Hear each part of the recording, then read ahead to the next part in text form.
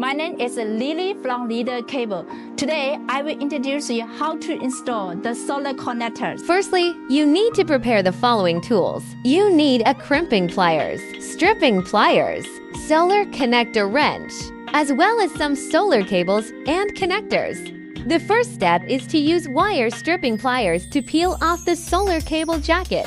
Be careful not to damage or weaken the copper wires inside the cable. Take out the nut of the solar connector and insert the cable into the connector and compress them with crimping pliers. Insert the crimped cable into the female of the solar connector. Make sure they are crimped. Insert the cable into the base of the male connector of the soper connector and tighten it.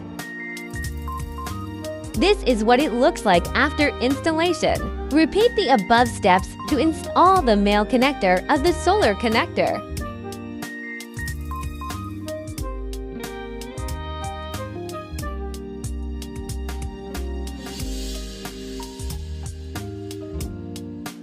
The installed male and female connectors put them together, thus completing the installation of solar connectors.